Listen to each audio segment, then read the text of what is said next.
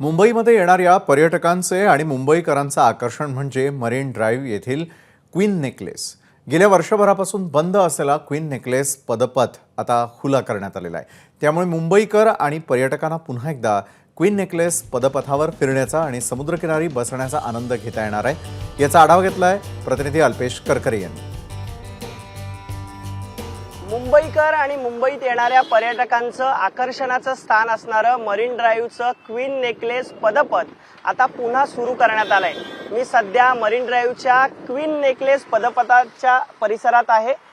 हा पदपथ गेल्या काही वर्षांपासून या ठिकाणी रोडचं काम सुरू होतं, त्यामुळे बंद करण्यात आला होता। मात्र आता पुन्हा एकदा हा पदपथ सुरू करण्यात आलेला आहे। 1.7 किमी लांबीचा पदपथ हा पूर्ववत खुला करण्यात आलाय। यंदाच्या पावसाळ्यात पर्यटकांना या पदपथाचा पुरेपूर वापर करता येणार आहे। जीडी सोमानी चौक ते सावित्रीबाई फुले मुलींचे वसतिगृह या दक्षिण ते उत्तर दिशेच्या टप्प्यातील पदपथ हा आता खुला करण्यात आलेला आहे।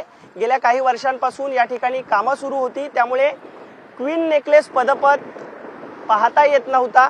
त्यामुळे अनेकदा मुंबईकर असतील, पर्यटक असतील जे मुंबईत येतात ते नाराज होत होते। मात्र हा पदपथ आता पुन्हा खुला करण्यात आलाय आणि त्यामुळे आपण पाहतोय सध्या या पदपथाच्या शेजारी तरुण मंडळींपासून वयोवृद्ध नागरिक या पदपथावर बसून समुद्राचा आनंद घेत आहेत।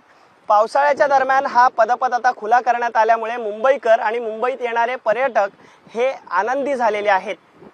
कॅमेरामन प्रशांत मानेसह मी अल्पेश करकरे, एबीपी माझा, मुंबई। एबीपी माझा, उघडा डोळे बघा नीट।